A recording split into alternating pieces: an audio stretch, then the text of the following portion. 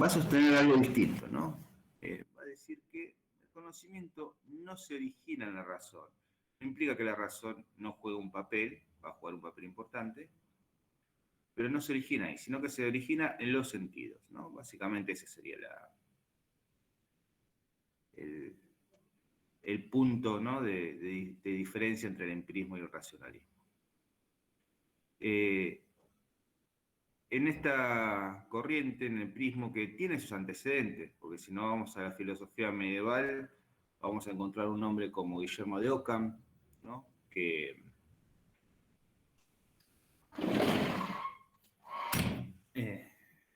sostenía, ¿no? que sostiene una filosofía empirista, que también casualmente, oriundo del Reino Unido, ¿no? Guillermo de Ockham,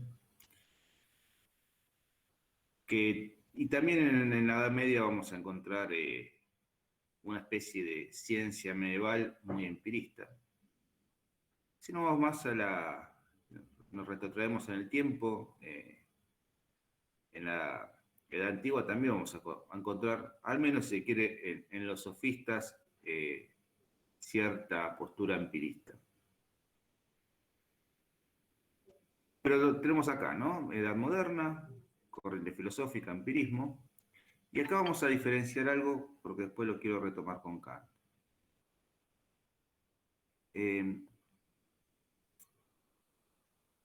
Otra diferencia quizá un poquito más técnica, acá encontramos una general, ¿no? Básica, en el sentido de que sostiene el racionalismo, que la fuente de conocimiento se origina en la razón, que el conocimiento se origina en la razón, que sostiene el empirismo, que el conocimiento se origina en los sentidos, ¿no? En lo que ingresan por las percepciones. Una diferencia técnica un poco más conceptual es la siguiente. El racionalismo emplea juicios analíticos a priori como los juicios que deben usarse para conocer, ¿no? El conocimiento emplea juicios analíticos a priori. En cambio, el empirismo va a sostener que los juicios del conocimiento son juicios sintéticos a posteriori. ¿Qué es un juicio analítico a priori? Bueno, a priori vamos a entenderlo como un juicio. Juicio es un enunciado, entiendan esto, es un enunciado que se emplea para expresar algo, ¿no? Entonces, un juez, ¿qué hace? Emite un enunciado para sentenciar, ¿no? Emitir un juicio. ¿Y qué hacemos con este enunciado en el plano del conocimiento? Bueno, con este juicio conocemos. ¿Por qué es a priori? Porque ese juicio es independiente de los sentidos. Como es independiente de los sentidos, es un juicio universal. Entonces, que un triángulo tenga tres ángulos es un juicio a priori. Más allá de lo que me determinen los sentidos, un triángulo siempre va a tener tres ángulos. Entonces, ahí radica su valor de universalidad. Es universal porque no depende, ¿no? De lo que dictamina la contingencia de los sentidos. ¿Y por qué es analítico? Podemos decir en términos, si quiere, lógicos y gramaticales, que un juicio es analítico cuando el predicado está incluido en la noción de sujeto. Entonces, quien sostenga este juicio va a decir que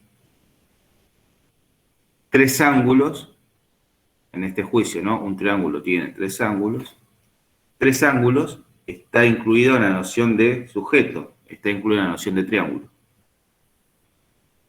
Bien.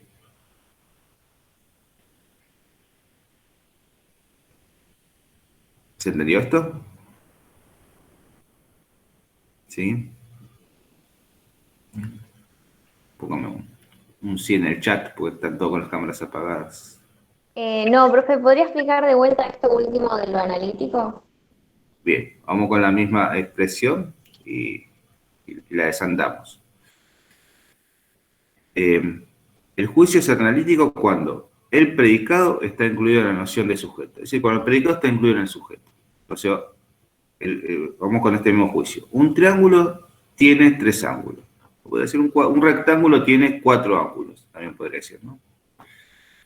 Entonces el predicado, ¿ahí cuál es? 4 ángulos. Y ese predicado ya está incluido en la noción de sujeto, en la noción de rectángulo. De algún modo, yo, haciendo una analítica del sujeto, ya desprendo el predicado. Los juicios analíticos me aseguran poder demostrativo, porque necesariamente, haciendo esa analítica en la premisa mayor o en la primera premisa o en el principio que empleo para conocer, necesariamente tengo fuerza de demostración, esa verdad, tiene fuerza de demostración, necesariamente va a tener 4 ángulos el rectángulo. Lo que no me da el juicio analítico es conocimiento nuevo, porque todo está incluido en ese primer principio, o todo estaría incluido en esta lectura gramatical y lógica, todo está incluido en la noción de sujeto. Fíjense en los, ustedes están viendo lógica, ¿no? Silogismo categórico. ¿Me recuerdan el silogismo categórico en lógica? Con el profesor García. Profe, perdón, recién vení, ¿está hablando de la demostración eh, práctica de la existencia de Dios? ¿O cómo Todavía era no, que no, iba? no, no. Todavía Que no iba- llegamos ahí. Todavía no llegamos ahí. Ah, Ya vamos a llegar a Dios. Piensen en el silogismo categórico, ¿no? Digamos, todos los razonamientos deductivos son analíticos, ¿no? Ese es el silogismo categórico. Ese argumento, ¿no? Que había diseñado Aristóteles o que había expuesto Aristóteles en sus diferentes formas. Todo ese P,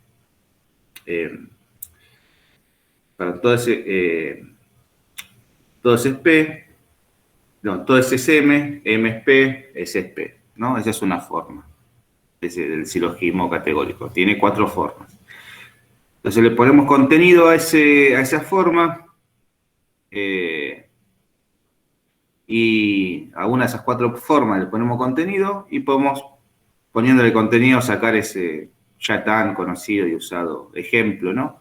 Todos los hombres son mortales, Sócrates, todos los hombres son mortales, Sócrates es hombre, conclusión, Sócrates es mortal. Lo vieron, ¿no? Ese ejemplo. Y tipo de cosas. Bueno, Sí, fíjense qué profe, lo pasa. vimos en el ejemplo. Exacto, exacto. Cuando haces ahí diría que hay un juicio analítico. ¿Por qué? Porque la conclusión ya está incluida en las premisas mayor y la menor. No tengo conocimiento nuevo ahí. Sí tengo un conocimiento demostrativo. Necesariamente Sócrates es mortal. ¿Y dónde está el poder de demostración? En la analítica misma que empleo en las premisas. Entonces hago un encadenamiento necesario y lógico entre 2 premisas y concluyo necesariamente que Sócrates es mortal. Necesariamente llego a esa conclusión. Y tiene poder demostrativo. Es más, ustedes tienen como cierta intuición de que cuando llega a la conclusión dice, sí, obvio. Casi como que está en las premisas la conclusión. ¿Se entiende? Como una sensación tienen y sí, obvio que es mortal, ¿no? ¿Por qué da esa sensación? Porque en las premisas ya está la conclusión. Está ahí. Hacen una analítica y desprenden la conclusión. En líneas generales, todo juicio analítico, reitero esta noción, lo que se desprende, el predicado, lo que se predica del sujeto ya está incluido en la noción del sujeto. Profe, disculpe, ¿le puedo hacer una consulta? Sí, también. Estamos abordando el texto de Deleuze porque antes del receso invernal habíamos quedado Leeré en... solamente de Cartes los capítulos que les dije. Ah, perfecto, gracias. Vale. Ahora Carpio, con este texto. Carpio igual lo pueden usar para Descartes. Es más, úsenlo.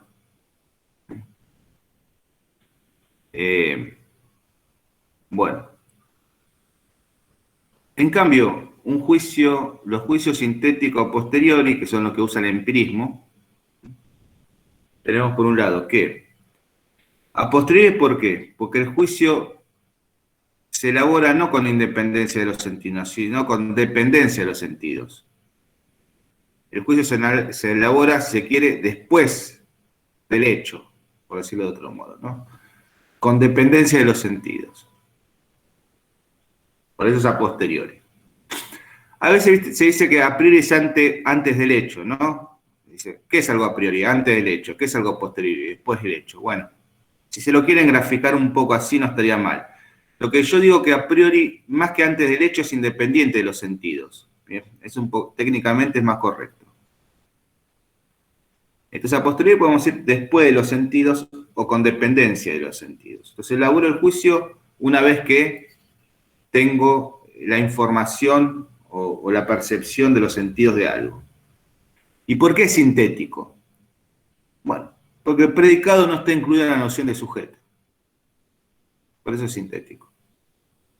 Hay algo nuevo ahí. Un juicio sintético. El pizarrón es negro. Negro no está incluido en la noción de pizarrón. Entonces ahí tienen un juicio sintético.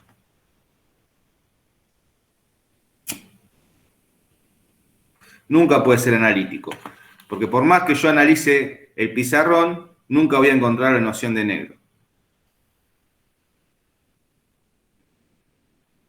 Este tipo de juicios no son universales, son particulares.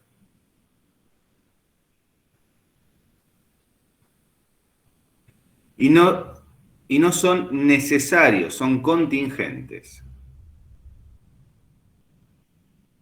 Estas son todas nociones de lógica. Necesariedad, contingencia.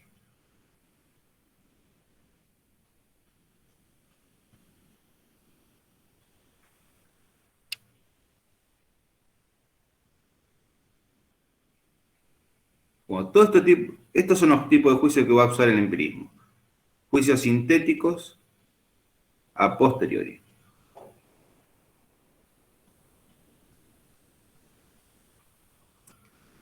Salvo Hume, lo que va a marcar la diferencia son entre, vamos a decir, ciencias demostrativas y ciencias fácticas, ¿no? Las ciencias fácticas va a usar este tipo de juicios sintéticos a posteriori. Las ciencias, vamos a decir, demostrativas, como la matemática, la lógica, va a emplear juicios analíticos a priori.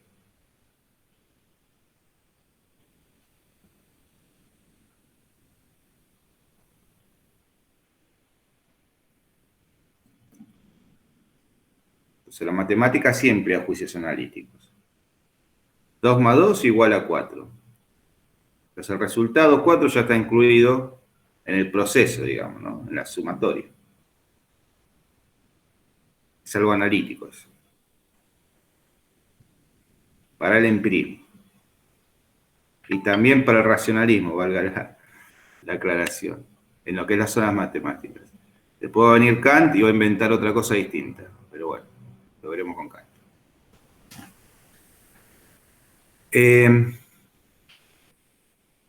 Bueno, entonces, dijimos que anunciamos a Hume, ¿no? Hume es escocés, nació en Edimburgo, siglo XVIII. Ya estamos en el... Hume nació en, no sé si, en 1701, pero apenas nace el siglo XVIII, aparece Hume. Y es uno, si se quiere, de los mayores exponentes del empirismo porque propone un sistema filosófico que da respuestas a todas las problemáticas filosóficas. Digamos, ha escrito sobre política, ética, nociología, metafísica. Es decir, es un tipo de sistema filosófico completo, si quieren. Tenemos un exponente de una propuesta empirista que responde a todas las problemáticas filosóficas. No solamente escribió sobre filosofía, también fue historiador, Hume, lo cual le da cierta versatilidad en su lectura, en su escritura, ¿no? Es una lectura se quiere, sencilla, si se puede decir sencillo, ¿no? Alguna lectura filosófica, pero leer a Hume es un poco más, es bastante más sencillo por el tipo de escritura que tiene debido a que él era escritor, ¿no? Reitero, además de filósofo, es historiador. Entonces, bueno, hay una diferencia importante entre leer a Hume o leer a Spinoza, que es un poquito más complejo, o ni hablemos de la filosofía alemana del siglo XIX, ¿no? De un Hegel, por ejemplo. Pero ahí es un poco más engorroso. Bueno, comencemos con Hume. A ver. Una de las características otra característica de la filosofía de Hume es que encuadra la filosofía en un fuerte psicologismo, ¿no? Algo que quizá les puede interesar, ¿no? Van a ver que sus posiciones filosóficas parten de una lectura psicológica.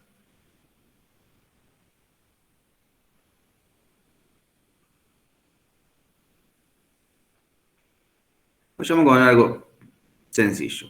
Hume observa lo siguiente: que todo lo que podemos conocer viene de algún tipo de sensación, vamos a decir. Todo lo que puedo pensar viene de algún tipo de sensación. Esa sensación puede ser algo que siento, ¿no? A esa sensación Hume la va a llamar percepción. Y podemos decir que la percepción es cualquier tipo de experiencia de mi conciencia, ¿no? Hoy en día podríamos decir eso, ¿no? ¿Qué es percibir? Bueno, es una experiencia que tiene mi conciencia.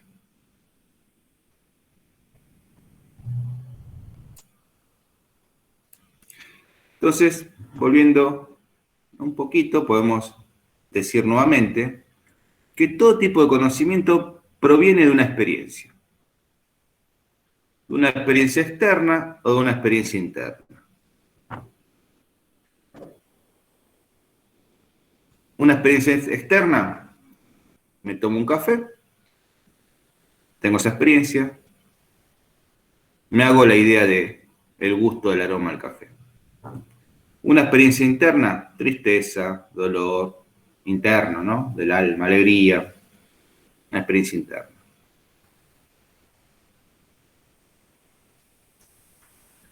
A estas experiencias externas o internas, Hume las llama percepción.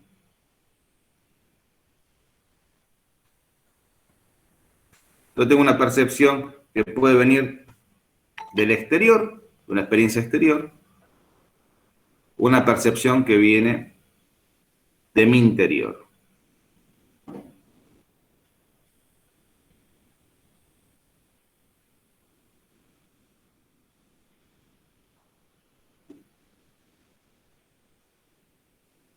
Y a estas percepciones, Hume le va a dar un nombre preciso. Son impresiones, dice Hume. ¿Por qué impresiones? Fíjense, la palabra impresión tiene como una fuerza, ¿no? Como que el sujeto es pasivo en eso que percibe. Casi como que lo padece, digamos.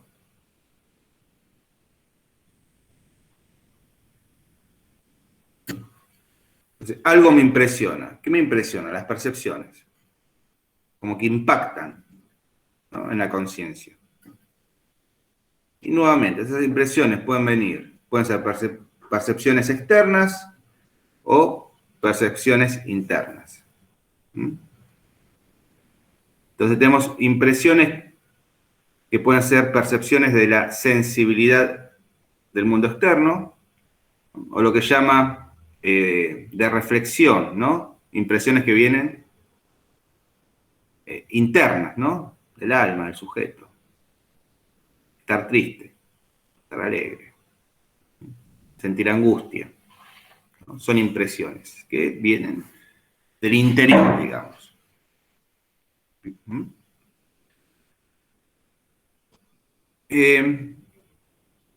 Y Hume encuentra que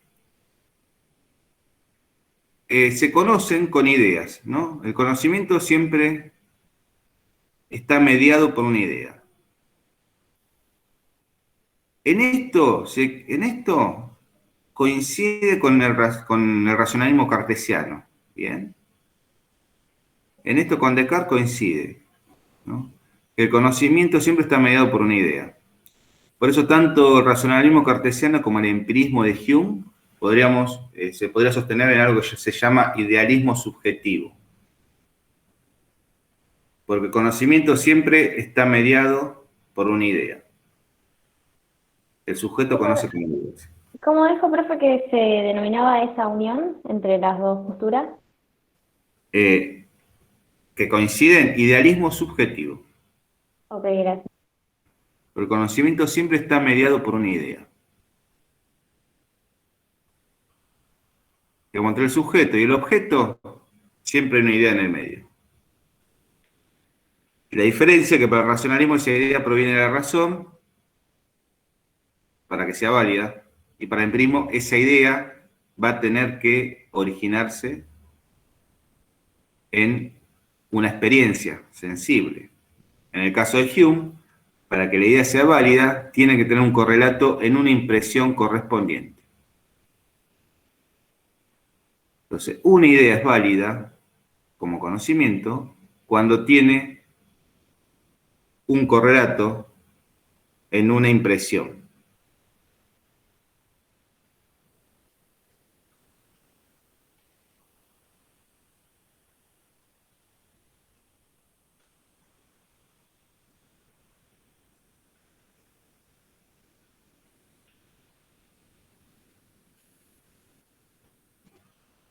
Entonces ahí, fíjense, tenemos que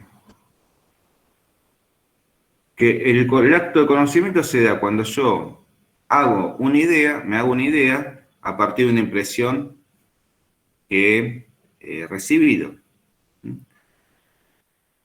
De tal modo que fíjense que las impresiones como características son fuertes, vivaces, intensas, y las ideas son débiles, ya por esencia casi. Entonces yo toco el fuego y me quemo, ahí tengo una impresión. Y otra cosa es la idea que yo me hago de haber tocado el fuego y quemarme.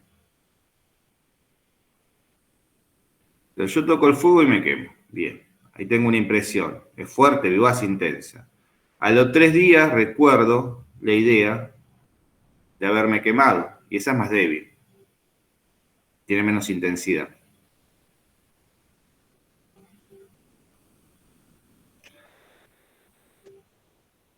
A partir de estas ideas simples que elaboro de impresiones, elaboro mi conocimiento.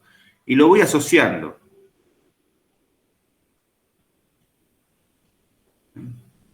Básicamente para Hume el conocimiento se basa en asociaciones de ideas que hago a partir de las impresiones.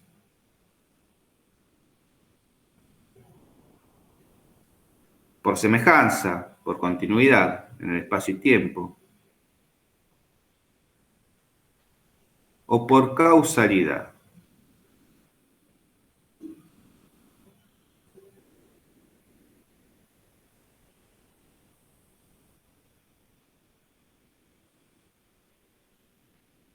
Entonces,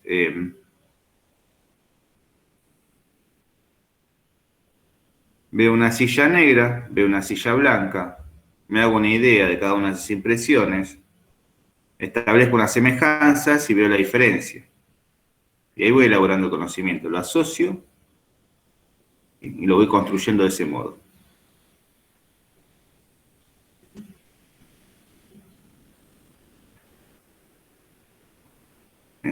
¿Bien hasta acá? Bueno.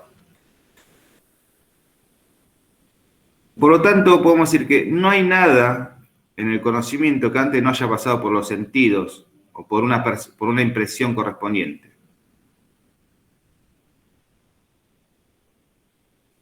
Incluso las ideas de imaginación. Si yo pienso en una montaña de oro, dice Hume, esa idea de la imaginación la elaboré a partir de ideas simples, que corresponden a impresiones simples. Me hice la idea de oro a partir de haber tenido la percepción correspondiente del oro. Tengo la idea de montaña a partir de la percepción correspondiente de haber visto una montaña. Y a partir de ahí construyo o hago, o elaboro, asocio y elaboro la idea de montaña de oro. Entonces, incluso la idea de imaginación se construyen por asociación.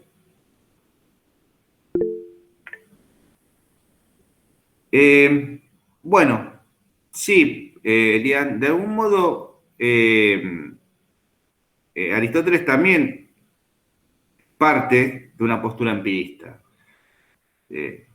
Digamos que Aristóteles parte de un empirismo y termina en un platonismo, en el sentido, dicho entre comillas esto, en el sentido que para Aristóteles el conocimiento válido es de los universales, ¿no? Y esos universales no se encuentran, digamos, no se reducen a una impresión correspondiente. Recuerden que para Aristóteles el primer motor, el principio que rige toda la realidad es un primer motor inmóvil llamado teos, ¿no? Y a esa concepción Aristóteles llega especulando racionalmente, ¿no? No tiene una impresión, no hay una impresión correspondiente del teos. Pero en lo que es, en esto de que es asociacionismo, sí, porque Aristóteles parte de una postura empirista, ¿no? Digamos, el camino filosófico que inicia Aristóteles es empirista, eso es cierto. Y puede ser porque Aristóteles, recuerden que fue un gran biólogo, ¿no? Entonces, además entiende como entiende como a lo que hoy llamamos biología, que le pone otro nombre, pero lo entiende como un tipo de saber, o de ciencia, digamos, un tipo de saber válido. Que en eso se diferencia de Platón. Bueno. Entonces decíamos que básicamente todo el conocimiento es una elaboración de asociar este tipo de ideas y a partir de esa elaboración construyo mi saber. Hasta que se quede medianamente venimos bien, pero Hume va a elaborar una fuerte crítica a una de estas leyes de asociación, ¿no? Porque hasta ahora digamos que todo el conocimiento se construye a partir de asociar estas leyes. Y estas leyes de asociación son como la ley de inercia de Newton, ¿no? Que uno que observa que del mismo modo que en la naturaleza hay leyes, en la conciencia humana para conocer también hay leyes. Del mismo modo que hay en la naturaleza átomos que se van moviendo y en esa asociación, en ese juntarse los átomos se construye la materia, y en esas leyes que Newton estableció, esa ley mecánica que estableció la naturaleza, esos cuerpos, esa materia se mueve. También pasa lo mismo con los fenómenos de la conciencia, con la percepción. Hay leyes y el conocimiento se basa en esas leyes, ¿no? No por nada el empirismo del siglo XX, ¿no? El atomismo lógico tiene muchas de las posturas de Hume. Pero Hume va a ir un poco más, va a avanzar un poco más con estas posturas. Es el empirista más radical, ¿no? De este movimiento del empirismo inglés. Y va a encontrar lo siguiente. La semejanza, las asociaciones, la semejanza como asociación o la continuidad de espacio y tiempo, la puedo percibir en la naturaleza. Lo que me es difícil de percibir, y Hume va a encontrar un obstáculo, es la causalidad. Pensemos en la causalidad, ¿no? Como una ley de asociación. La causalidad básicamente tiene 4 partes, si se quiere, ¿no? yo como en lo que... vamos a decir, tiene 4 partes. ¿Cuáles son esas partes? Hay algo llamado antecedente o causa.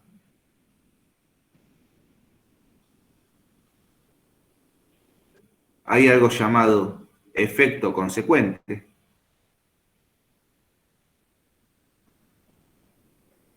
Hay una relación de contigüidad en donde uno está antes que el otro.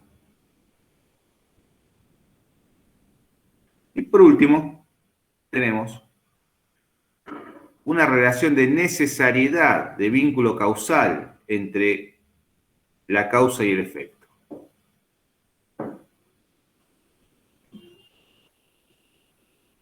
¿Bien? Hume pone el ejemplo de el billar, de las bolas de billar, ¿no? El famoso ejemplo de Hume de las bolas de billar. Profe, ¿cómo dijo el último, la última característica? La última. Un vínculo causal, un nexo causal entre la causa y el efecto.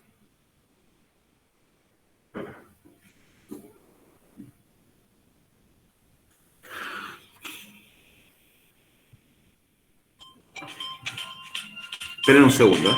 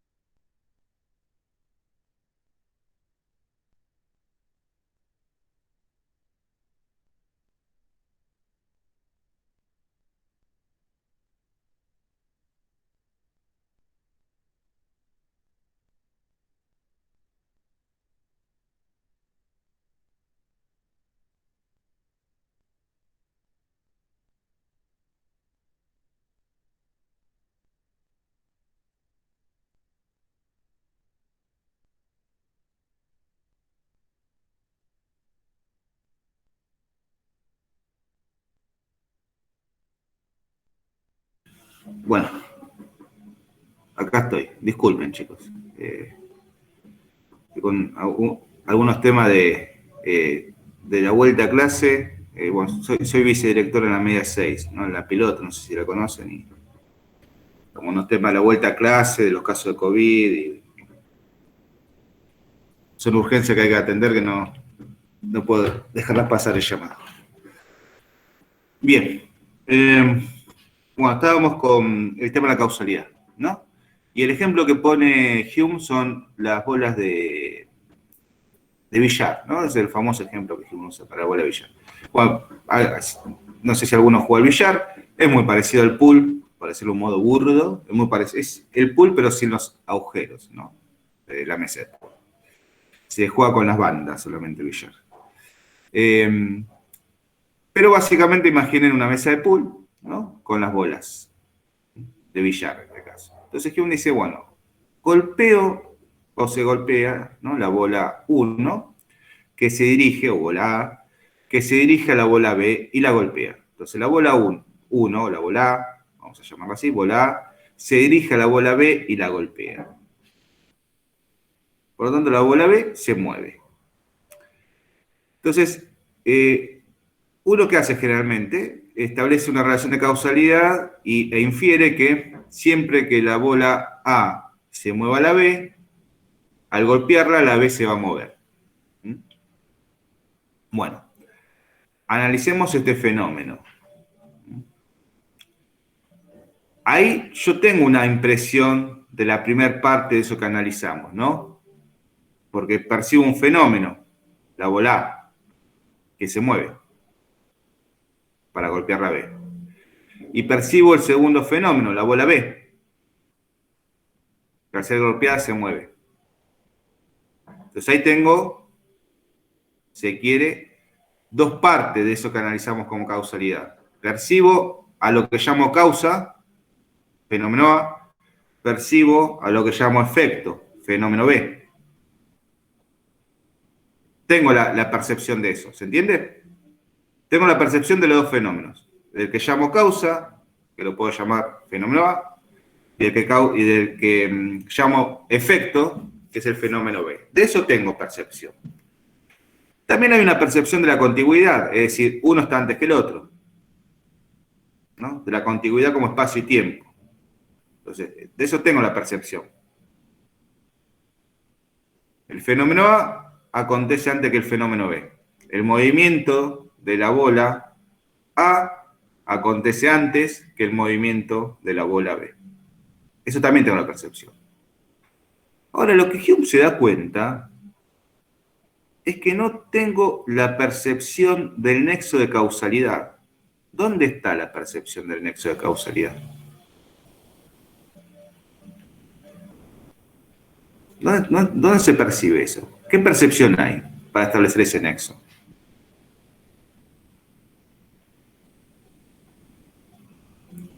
¿Se entiende? O sea, ¿dónde está la causalidad, el nexo, la relación?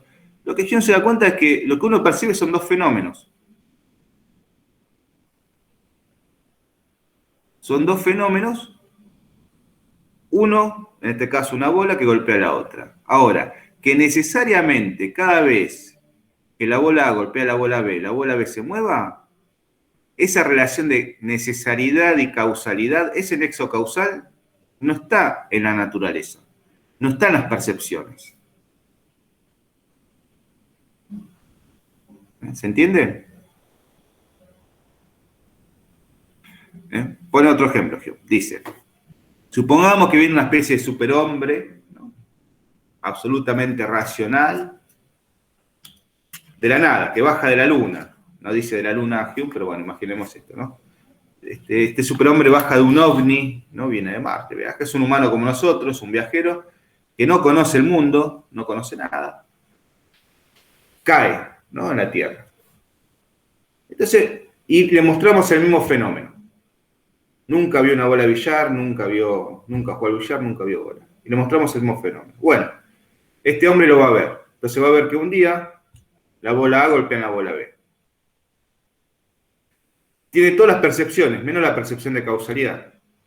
Al otro día va a ver que la bola A golpea a la bola B.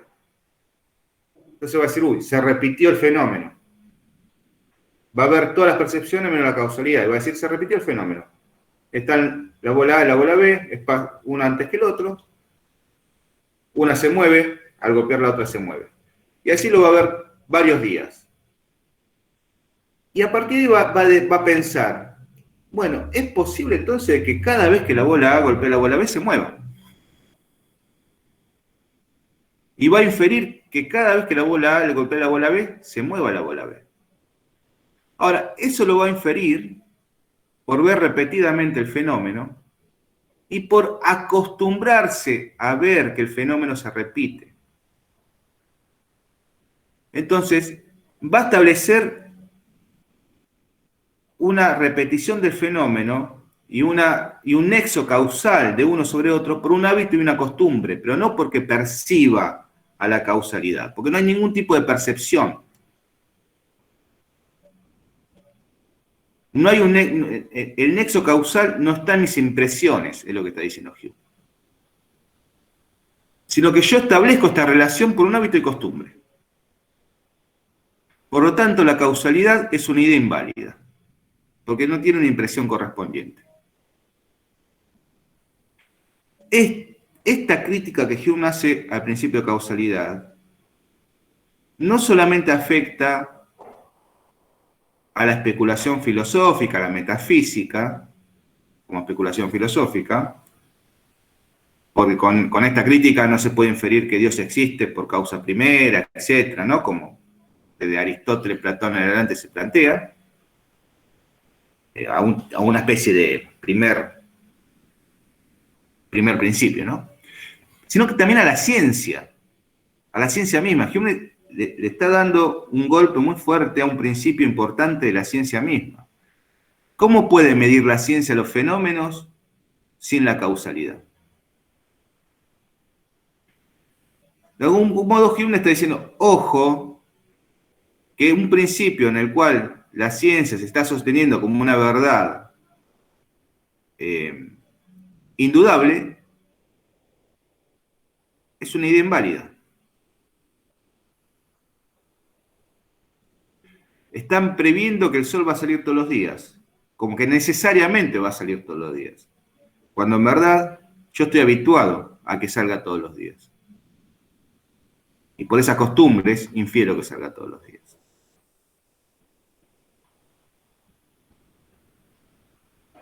¿Se entendió esto? Es una crítica muy, muy fuerte, porque la ciencia no podría moverse sin este principio. Pero, profe, si el fenómeno está, ¿qué va a pasar? Una vez que la bola no va a golpear a la otra bola y no se va a mover, ¿eso decía? ¿Que Dice podría que llegar a pasar alguna vez eso? pasa que se mueve, pero ¿quién me asegura que siempre se va a mover? El principio de causalidad, bárbaro. ¿Y dónde está? ¿En qué impresión está el principio de causalidad? ¿En qué impresión está ese nexo? Entonces Hume dice, siempre se movió. Puede ser que se mueva.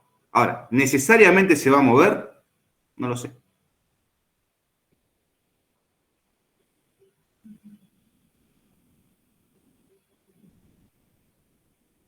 Porque no tengo una impresión correspondiente de eso. Y en eso tiene razón. No hay una impresión del principio de causalidad. No existe. Sí tengo de la contigüidad, porque un fenómeno está antes que el otro. O de la semejanza, porque los comparo y son distintos. Pero no de la causalidad. Pero si el empirismo usa el juicio sintético, Sí. pero eso siempre es a posteriori, o sea, lo evalúa posteriormente. Sí. ¿Y por qué Hume no hace eso con el Lo está principio? haciendo. Está haciendo y te está infiriendo que una asociación está dentro del mundo de las percepciones, que es la contigüidad. Otra asociación está dentro del mundo de las percepciones, que es la semejanza. O diferencia, ¿no? Semejanzas o diferencias. Estamos hablando de cuando comparo fenómenos. Ahora, la causalidad no está en el mundo de las percepciones. Y es un juicio a posteriori. Yo percibo y al percibir no veo la causalidad. No está en esa gama. No está en ese espectro. No está en el espectro de la percepción y la causalidad. Uno las relaciona y uno establece el nexo, pero no está en las percepciones.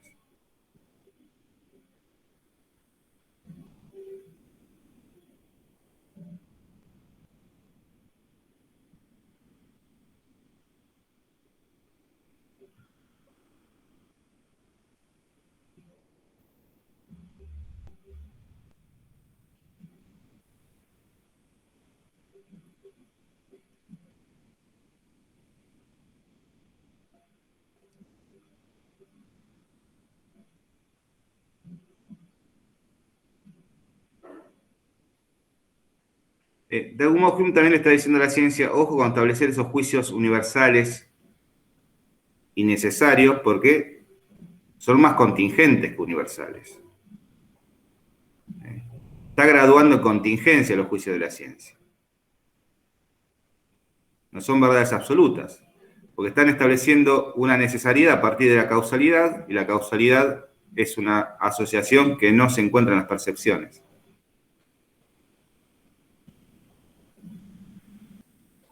Está como adelantando el paradigma de la complejidad, entonces. Bueno, sí, obviamente. Sí, Sergio.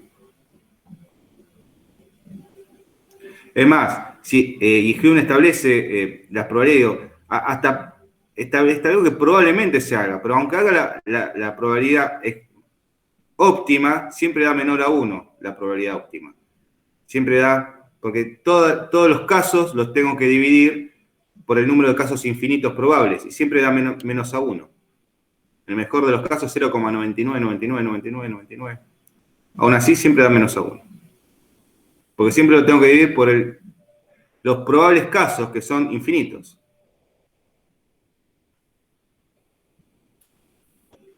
Entonces, tengo que dividir los casos que tuvo de la bola A que golpeó la bola E por el número de infinitos casos, que se va al infinito, los casos posibles donde la bola A golpea la bola B. Y siempre me da menor a 1.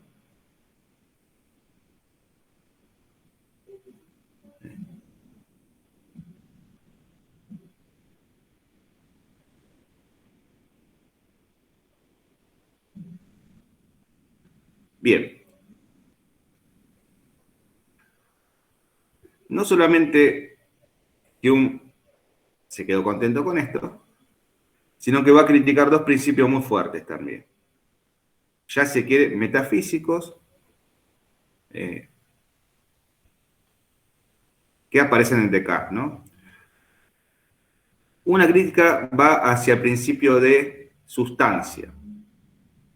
La idea de sustancia es una idea que elaboro a partir de pensar de que existe algo en sí que permanece frente al cambio.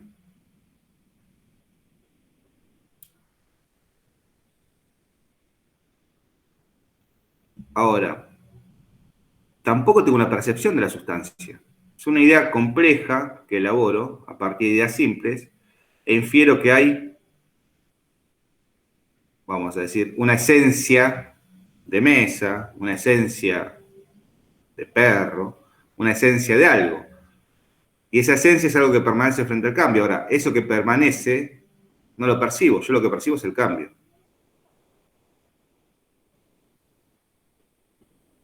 Y algo parecido ocurre con la idea de alma o yo.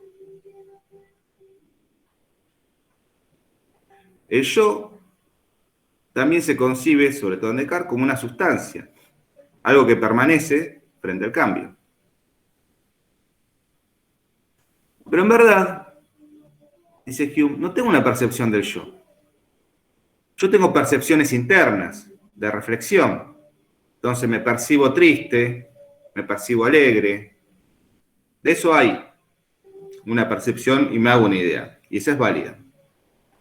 Ahora, inferir que hay un yo triste o que hay un yo alegre, estoy infiriendo que detrás de esas percepciones hay algo en sí, al que llamo yo, que permanece, o alma. Bueno, de eso no tengo percepción. En tal caso, eso que llamo yo es, vamos a decir, un campo en donde acontecen percepciones constantes, pero que no es algo en sí. Creo que tengo un yo. Creo que tengo un alma. Debo creerlo para entender que sobre eso acontecen estas afecciones.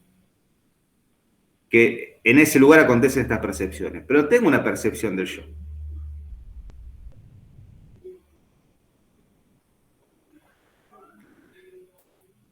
Creo ser alguien.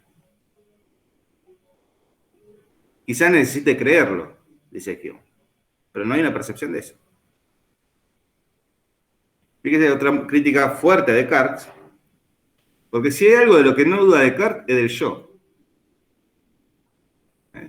Descartes lleva esa duda al extremo, al límite, con todas esas características que vimos de la duda cartesiana. Pero si uno lee a Descartes, el discurso del método o meditaciones, ¿no? Las primeras obras que se editaron de Descartes, todo el texto cartesiano está en primera persona. Descartes parte del yo. Yo me puse a pensar, yo viajé, yo dudo, yo voy a suponer que hay un genio maligno. Siempre está el yo. Desde que empieza a pensar está el yo. Como que nunca se puso a dudar del yo de Descartes. Y yo decía, guarda que tampoco hay una percepción del yo. Sí hay percepciones, reitero, de estados del alma, si quiere. Pero del alma hay percepciones de estados interiores. Pero alma, no sé si hay alma.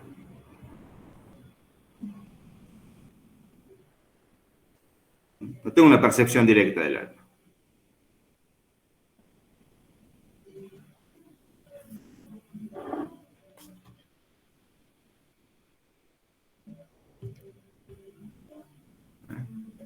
¿Se entendió esto? Somos una especie de haces o haz de percepciones internas, constantemente. Constantemente tenemos ciertas percepciones de algo interno. Un cúmulo, en constante movimiento. Ahora, ¿que hay algo que permanece o algo en sí sobre los cuales están esos estados? Eso no lo sé.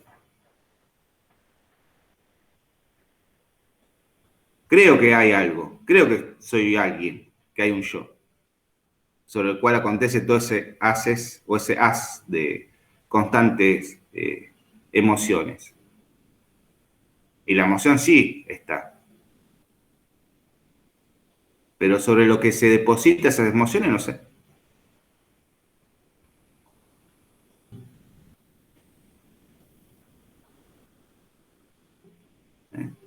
Es una crítica muy dura también, ¿no? Que luego, ¿no? Son duras y son agudas las críticas de Hume. Son críticas sencillas, simples, porque las plantea de un modo muy simple, pero muy agudas. Ya que sin estos principios, no solamente la metafísica, sino también la ciencia no se puede mover. Hume está relativizando estos principios. Guarda con sostenerlo como principios duros e indubitables, porque no lo son.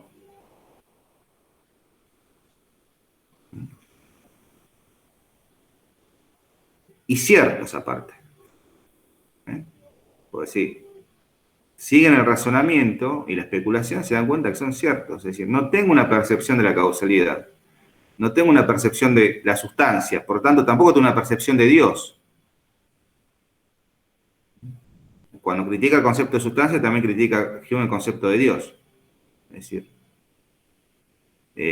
no tengo una percepción de Dios como una sustancia. ¿Existe? No lo sé, ¿no? Hay una postura agnóstica acá. Si no puedo afirmar ni negar. La razón no me lo está, no se puede, no lo puede confirmar, no lo puede afirmar. Puede existir quizás, pero no lo puedo afirmar. De un modo que podría decir, ¿existen las sirenas? Bueno, hasta ahora no tuve una percepción de una sirena. Capaz que en alguna isla existe, pero bueno, hasta ahora no tengo una percepción de una sirena. De ningún modo tengo una percepción de Dios.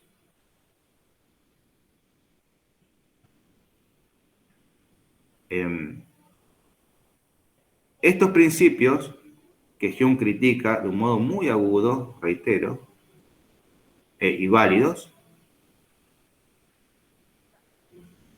Kant los va a tener que retomar.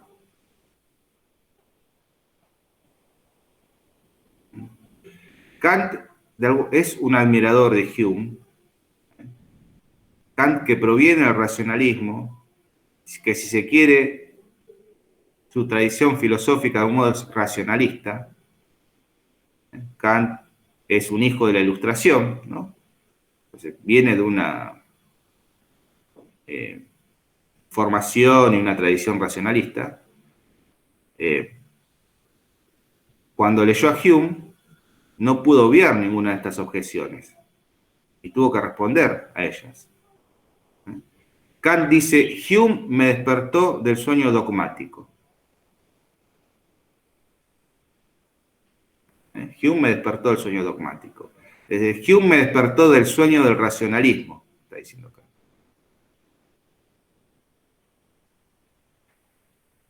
De algún modo Kant tuvo que reformular ese racionalismo moderno, dando cuenta de todas estas objeciones que Hume hacía al racionalismo.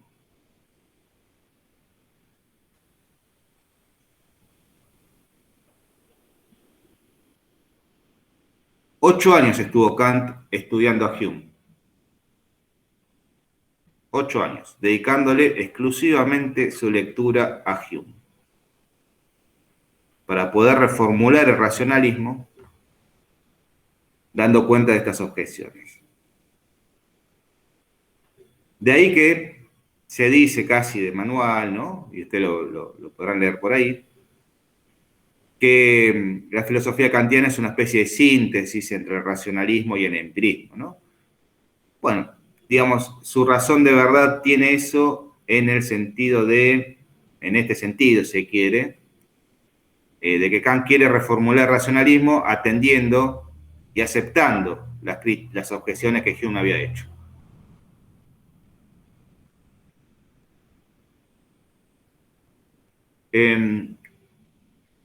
Como le dije, Hume escribió sobre muchas problemáticas filosóficas, no solamente nociológicas, también escribió sobre ética, sobre moral, ¿no? Y vamos a retomar un principio importante, es solamente un principio, una de las críticas que hace Hume, porque es una crítica que va a retomar Kant, ¿no? Para elaborar su ética. Hume encuentra que los juicios éticos, el racionalismo intenta sostenerlo desde la razón humana, ¿no? Entonces intenta establecer lo bueno, lo malo, lo que está bien, lo que está mal, ¿no? Intenta emitir normatividad, emitir norma moral, emitir un juicio moral desde la razón.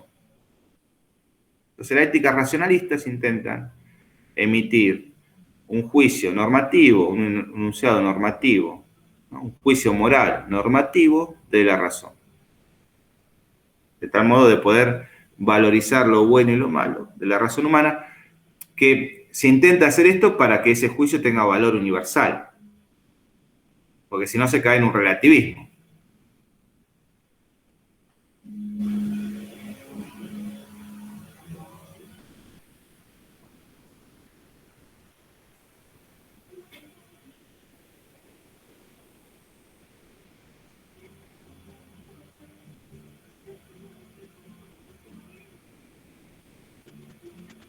Desde Platón, si se quiere, de Sócrates en adelante, que se intenta hacer esto, ¿no?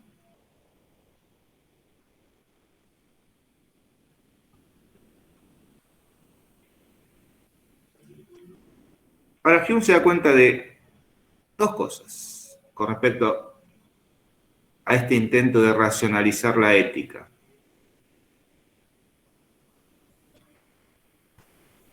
Dice Hume, cada vez que leo sobre ética o sobre filosofía moral, dice Hume, siempre observo lo mismo. Se describe el ser de los entes, digamos, se especulan y qué es el ser o cómo son las cosas, ¿no? Cómo son los entes, qué es el ente, qué es el ser, y de algún modo casi intempestivo se pasa del ser al deber ser. Digo, voy leyendo sobre filosofía moral, dice Hume, y de algún modo casi intempestivo o violento, se quiere decir, o rápido, ¿no? Se se realiza una transición del ser al deber ser. Se viene hablando del ser, se especula sobre el ser, se describe al ser, qué es el ser, etcétera, etcétera. Y de repente estamos en el deber ser. Digamos, cómo deben ser las cosas, cómo debe comportarse el humano, etcétera. Esa transición es absolutamente ilícita. Porque evidentemente una cosa es el ser, fácticamente algo es el ser, y algo muy distinto es cómo debe ser, o cómo deben ser. Esto lo encontramos, si quiere, muy claro en Platón, ¿no? Platón elabora ontológicamente y metafísicamente un plano inteligible, ese famoso mundo de las ideas, para llegar, si ustedes recuerdan, ¿no? Están las ideas matemáticas, sobre encima de ellos están las ideas, vamos a decir, ónticas de perfección, vinculadas a la estética, vinculadas a la ética, ¿no? Y por encima de ellas está la idea suprema, que muchas veces Platón la llama la idea del bien, como idea suprema, ¿no? ¿Por qué Platón tiene que elaborar la idea del bien? Para poder necesariamente inferir qué es justo y qué no es justo. Entonces, para inferir qué es justo y qué no es justo, debo saber cuál es la idea del bien, ¿no? ¿Se entiende esto? Lo que está pensando Platón es algo no muy distinto que podrían pensar ustedes. ¿Qué pasaría si yo le dijera a usted, el bien no existe? ¿Qué me diría? Está equivocado, que el bien existe. Bueno. Entonces, Platón está en ese mismo problema. Entonces, tiene que elaborar la idea del bien. Y la especula, la piensa y la elabora. Ahora, ahí estamos en el plano del ser. Y de repente, podría decir Hume, bárbaro, Platón está elaborando ontológicamente la idea del bien, qué es el bien, en el plano del ser. Y de repente, bueno, a partir de esto, el hombre debe comportarse de este modo. A partir de conseguir esta idea, debe actuar de este modo. Como que realiza un tránsito del ser al deber ser. Bueno, eso es ilícito, porque una cosa es el ser y algo muy distinto, el deber ser. Pero no es inherente, al ser mismo la idea de la ética, o son cosas separadas siempre, o el empirismo lo trata como cosa separada. El empirismo lo trata como cosa separada y tiene razón en esto. El ser, y esto se va a dar cuenta Kant. Kant va a responder a esto. Kant va a decir, una cosa son los fenómenos que se rigen por la ley de la naturaleza, y otra cosa distinta es la ley que regula nuestros actos morales. Una cosa es el ser de las cosas de la naturaleza, y otra cosa distinta, algo distinto, es la ley que regula nuestros actos morales. Kant le va a dar la venia en esta Hume. Va a decir, tiene razón usted. Por eso Kant dice, hay dos leyes en el mundo. La ley que está sobre mí, que es la ley de la naturaleza, la ley de Newton, ¿no? La mecánica, la física mecánica de Newton, que es lo que tiene Kant en mente. La ley que está sobre mí, la ley de gravedad, está sobre mí, sobre vos, sobre todos. Y la ley que está en mí, que es la ley moral, que es algo distinto. Son dos leyes distintas. Como que el humano está atravesado por las dos. El animal no. El animal está atravesado por una. Por la ley que está sobre mí, ¿no? Por la ley de la naturaleza. En cambio, el humano, el hombre, está atravesado por las dos leyes. La que está sobre mí y la que está en mí. Son dos leyes distintas. Y en esto Hume tiene razón. Es cierto que, para moderar un poco esta crítica de Hume, no toda la ética filosófica de la antigüedad hasta la modernidad trata la ética de este modo. realizando este tránsito ilícito. Eso es cierto. Ya Aristóteles se dio cuenta de esto y elabora una ética distinta a Platón. Incluso el mismo Spinoza, ojo, el mismo Spinoza, que es un racionalista, elabora una ética distinta. Spinoza, que es un filósofo que me gustaría que lo podamos ver algún día, Spinoza dice, tiene una máxima famosa, ¿no? Dice, el mal no existe. Eso ya lo había dicho Platón, incluso el cristianismo, si quiere. El mal no existe, pero el bien tampoco, dice Spinoza. Una crítica, una postura muy interesante en términos éticos y ontológicos. Pero es verdad que este tránsito entre el ser y el deber ser no había sido marcado por nadie, como lo marca Hume, y es algo muy recurrente en las éticas que preceden a Hume.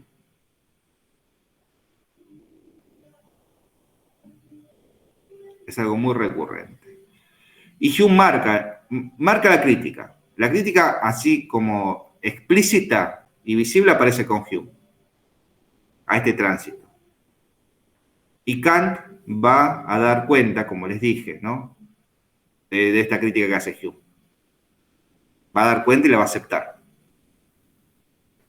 Por eso la ética kantiana va a proponer una fórmula distinta, una fórmula que incluso podría llegar hasta hoy en día esa fórmula. Bueno, la otra crítica que Hume hace a la filosofía moral es que el racionalismo siempre intenta sostener sus juicios éticos, sus juicios morales desde la razón humana. Intenta racionalizarlos al máximo para poder darle valor universal a eso que se está emitiendo, ¿no? A esa norma. Pero dice Hume, pero aunque intenten hacer esto, siempre, cualquier tipo de juicio moral se asienta en un sentir, se asienta en una emoción, vamos a decir, en un sentimiento, se asienta en algo irracional. Por más que yo racionalice al máximo mis juicios morales, estos van a tener valor si yo siento en una fibra íntima de mí, que es un sentimiento, que está bien. Es decir, por más que lo racionalice, el anclaje del juicio moral es irracional.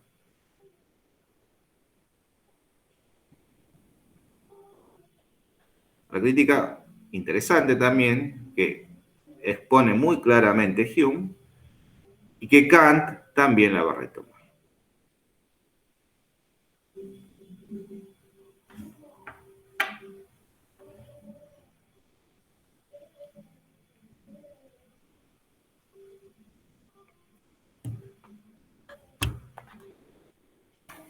Bueno,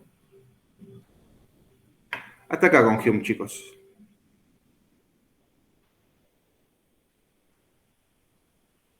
¿Pregunta de Hume?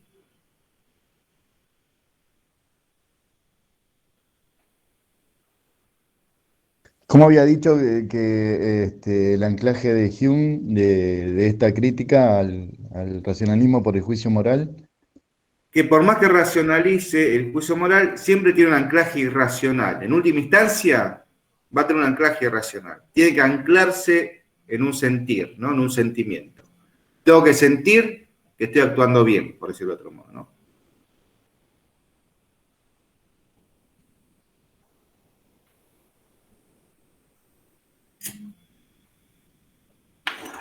Si no, no tiene valor normativo.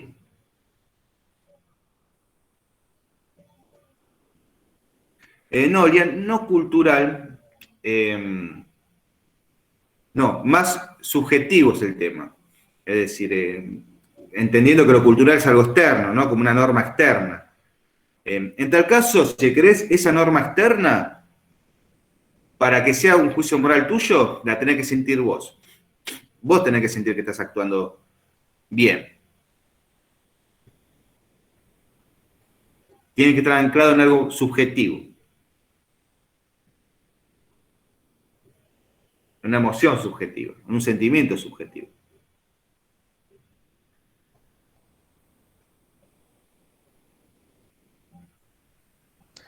Entonces no hace un juicio moral de la sociedad, sino lo hace más subjetivo. O sea, una sociedad actúa de tal forma frente a determinados delitos, pongámosle, Sí. pero él lo reduce al individualismo de esa sociedad. Como que marca que, bueno, por un lado, sí, de vuelta hay un fuerte relativismo ahí, se quiere cultural, pero aparte de eso que la norma, por más objetiva que sea, para que sea norma moral y tenga contenido moral, vos tenés que sentir que la norma es legítima. Si vos no la sentís, no es una norma moral.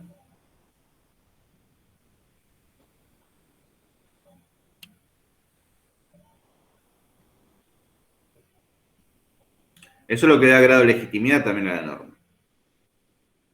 Sí, me parece muy actual eso. Sí, sí, sí, y tiene razón también.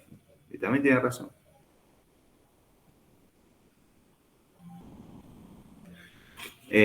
Bueno, ante todas estas objeciones que hace Hume, Kant va a dar cuenta de cada una de ellas.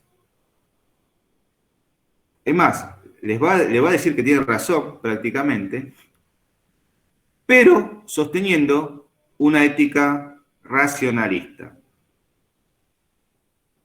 O sea que, por eso cuando dije que Kant estuvo 8 años estudiando a Hume, lo hizo justamente para poder responder bien, ¿no? Diciéndole, tenés razón, pero aún así voy a poder sostener una ética racionalista. Que ese racionalismo, en verdad, más que ética racionalista, se llama ética formalista. Pero bueno, eso lo veremos con Kant.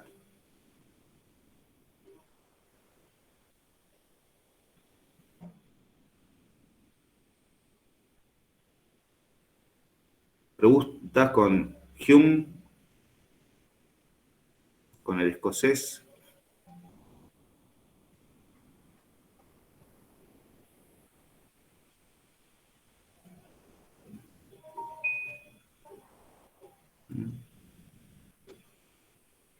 ¿No? Bueno, próxima clase Kant. Vamos a seguir con Carpio en Kant.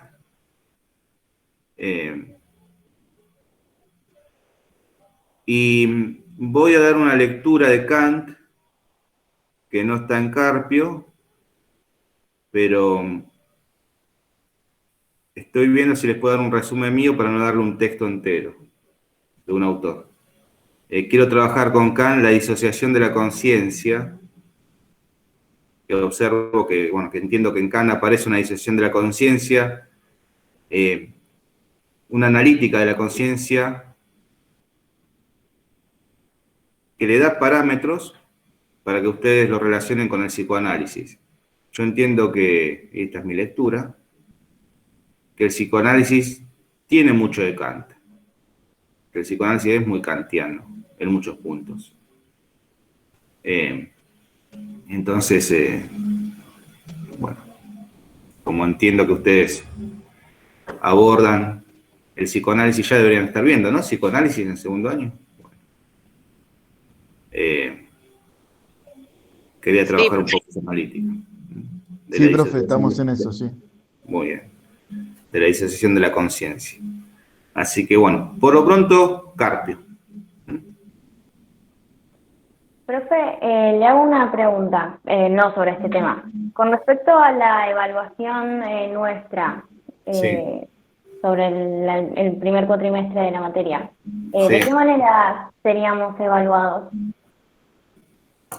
Sí, no les mandé el trabajo. Quédense tranquilos, le voy a mandar un trabajo que puedan resolver en 10 días. O sea que no los voy a matar. En la temática que les comenté y que, bueno, tiene que ver con contexto moderno y Descartes. Contexto de la modernidad, relacionarlo con Descartes. La idea sería relacionar ese contexto de la modernidad que aparece, burguesía, los principios filosóficos de la modernidad, periodo matemático, objetividad, burguesía, ¿no? El Renacimiento, clase burguesa, relacionarlo con Descartes, ¿no? Pues Descartes es un filósofo burgués. En Descartes tenemos una expresión de la burguesía. Tenemos una expresión de ese apriorismo matemático, ¿no? Porque ese apriorismo matemático como principio filosófico de la modernidad, que aparece en Esther Díaz, que usted lo tiene en un texto, ese concepto, ustedes verán, Descartes está planteando metafísicamente eso, está diciendo, bueno, la realidad se concibe matemáticamente, a partir de las ideas innatas, ¿no? Porque las otras ideas en Descartes no sé si son válidas, porque puede estar el genio maligno que me esté engañando. O sea, las ideas externas, ¿no? O las ideas de mi imaginación pueden ser falsas porque puede estar el genio maligno engañándome. Recuerden que Descartes nunca levanta la hipótesis del genio maligno. Lo único que dice es que existe una sustancia perfecta que es Dios, y que ese Dios es el garante que las ideas innatas son verdaderas, porque ese Dios no me miente. Entonces, ¿con qué conozco yo? Con las ideas innatas. ¿Con qué conozco el mundo? ¿Con qué me dirijo al mundo? Con las ideas innatas, que son las ideas lógico-matemáticas. Entonces, el único modo de poder conocer la naturaleza es matematizarla. Descartes está desplegando una metafísica de lo matemático para que la ciencia tenga sustento. Entonces, de ahí que piensen en Galileo, o cuando dice hay que dejar de leer, ¿no? Galileo, exponente de la revolución científica, la ciencia moderna, ¿no? Hay que leer ese gran libro de naturaleza, hay que dejar de leer los libros viejos y leer ese gran libro de naturaleza que está escrito en caracteres matemáticos, ¿no? Dice Galileo. Hay que leer la naturaleza que está escrita en lenguaje matemático, está diciendo Galileo. Bueno, el sustento de eso metafísico está en Descartes, ¿no? De por qué hay que leerlo en el lenguaje matemático de la naturaleza. Bueno, esa relación quiero que vean, ¿no? Digamos, de Descartes, de la filosofía cartesiana, con el contexto de la modernidad. Digamos, ese vínculo que hay entre cómo la modernidad debe la ciencia moderna, de lo que estaba aconteciendo, ¿no? Económicamente, de la burguesía, incluso estéticamente del arte, ¿no? El Renacimiento. ¿Qué es una pintura del Renacimiento? Miren cualquier pintura del Renacimiento o escultura del Renacimiento. Parece una operación matemática, geométrica, a la perfección, ¿no? El David de Miguel Ángel, ¿no? ¿Lo tienen al David de Miguel Ángel? Lo tienen que tener. Aparece en un capítulo de Los Simpsons, así que deberían tenerlo. Ese hombre desnudo que está ahí, que Marge le quiere poner unos jeans porque era... No, Marge no. La mujer del pastor, ahí, del sacerdote, quería ponerle unos jeans porque era... No, ¿cómo puede estar desnudo ese hombre? Bueno, el David de Miguel Ángel. Fíjense, David, la perfección matemática y geométrica en las proporciones. No hay nada desproporcionado. No hay nada por fuera, no hay nada simétrico, digamos, está todo en simetría. No hay nada simétrico. Y las obras del Renacimiento tienen esa gramática, ¿no? Las obras del Renacimiento tienen ese lenguaje. En la pintura está... lo principal de la obra siempre está en el centro y proporcionalmente a medida que se van alejando del centro aparecen los personajes secundarios y está todo medido. Está estudiada la perspectiva, ¿no? En las obras del Renacimiento, en las pinturas, si dibujan un círculo a la perfección, van a tener en el centro de ese círculo las figuras principales y a medida que se van alejando, las figuras secundarias. En el Renacimiento, en el arte del Renacimiento, hay una matematización de la obra. Bueno, eso tiene que ver con una época, Descartes Por eso es un filósofo, es el filósofo de esa época, ¿no? Y una expresión de la burguesía. De mismo modo que el arte del Renacimiento es una expresión de la clase burguesa, Descartes es un exponente de la filosofía burguesa. La idea es que de ese modo llevamos si quiere, los temas del primer cuatrimestre, poder cerrarlos en este trabajito, que ustedes lo cierren y lo tengan en claro. Sí, y profe, con respecto al trabajo, ¿tendríamos alguna limitación con respecto a la cantidad de carillas o alguna No, particularidad? no, Ok. no. No, le voy a poner un mínimo de páginas, de letras, quizás 1500, 1000, o sea que sea 1000 serían 2 carillas, creo, 1500 creo que serían 3. Le voy a poner un mínimo Ok. para que no sea un trabajo de 2 párrafos, nada más. Entonces, en conclusión, tendríamos que elaborar un texto donde podamos relacionar, bueno, todo lo que vimos en la primera etapa del año. Sí. Y bueno, y lo van a poder hacer de a 2. Ok.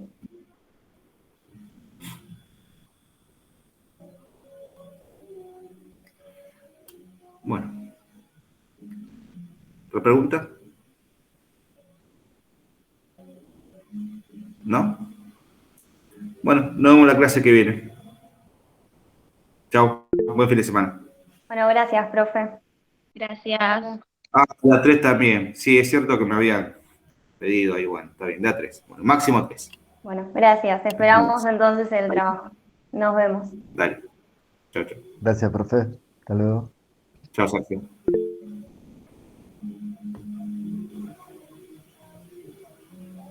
Chao, María.